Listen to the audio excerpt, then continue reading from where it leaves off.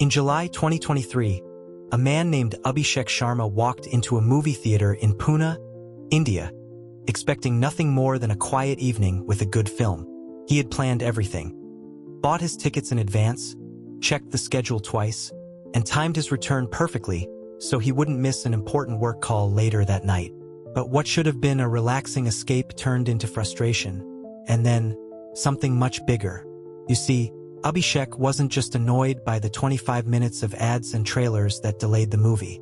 He felt something deeper, that his time, like everyone's, had been taken for granted. And in a world where every minute counts, he decided he wasn't going to let it slide.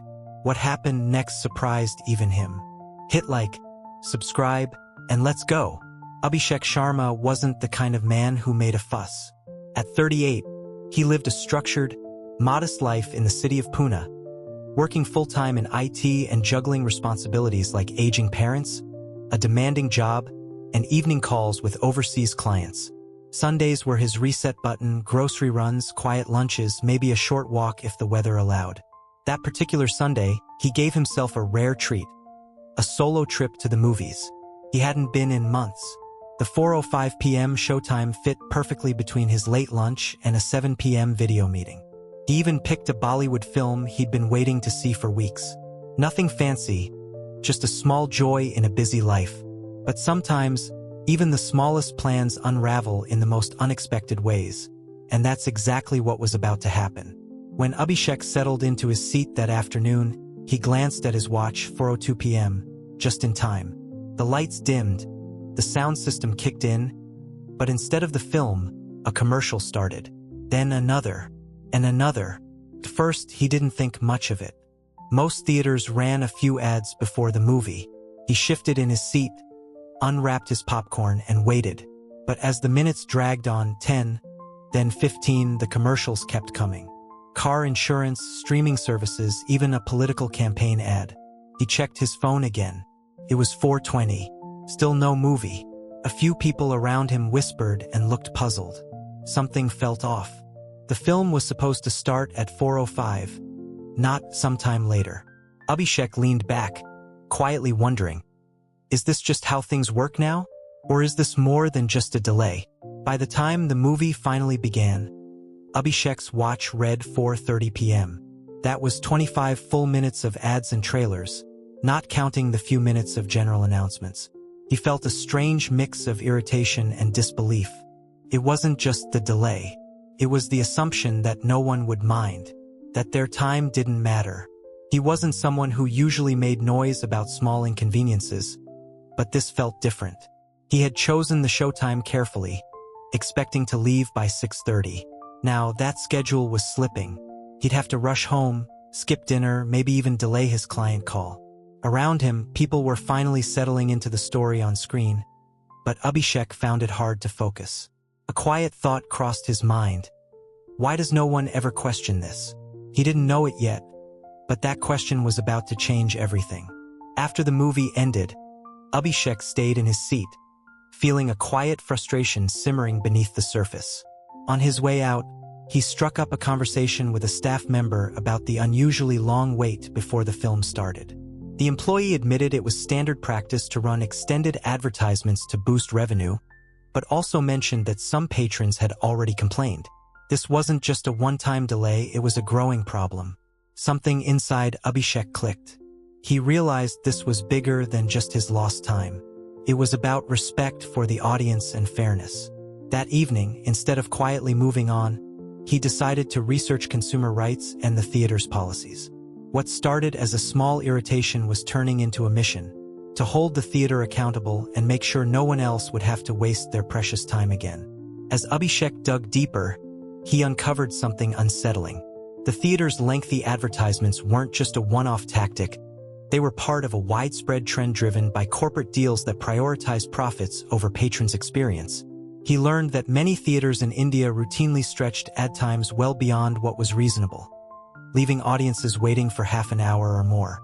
Worse, there was little regulation to protect viewers from such delays. The more Abhishek read, the more frustrated he became. This wasn't just about inconvenience. It felt like a disregard for people's time and respect.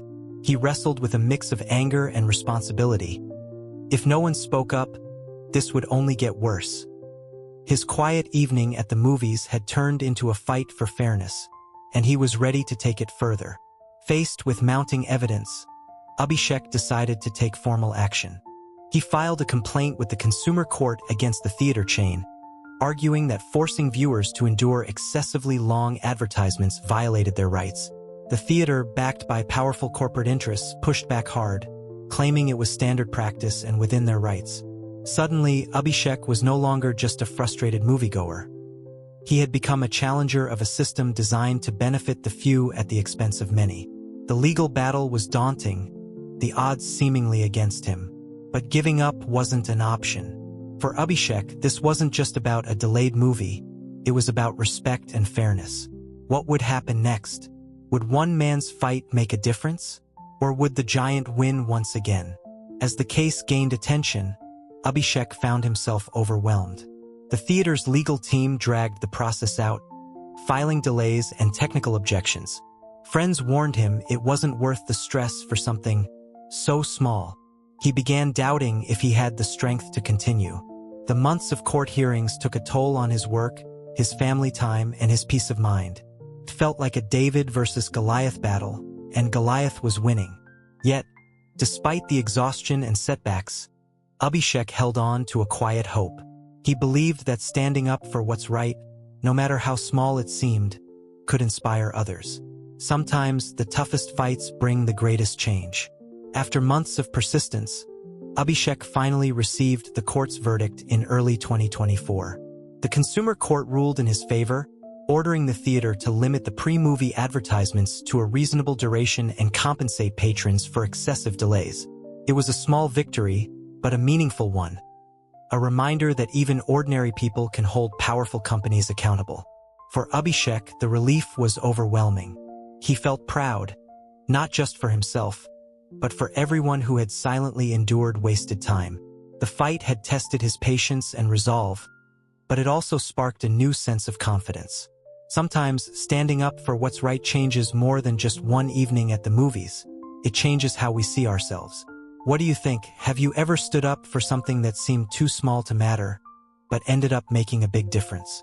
Life returned to a quieter rhythm for Abhishek after the court's decision, but something had shifted inside him. He found himself more aware of his rights and more willing to speak up when things felt unfair, whether at work, in his community, or even simple daily interactions. The battle had taught him that even small actions can ripple out and create change. Yet, he also knew that many still suffer quietly, accepting inconvenience or injustice as normal. So, he often wonders, how many moments like his go unnoticed? How many people feel powerless and choose silence? Have you ever stayed quiet when you knew something was wrong? What held you back? And what finally made you speak up if you did?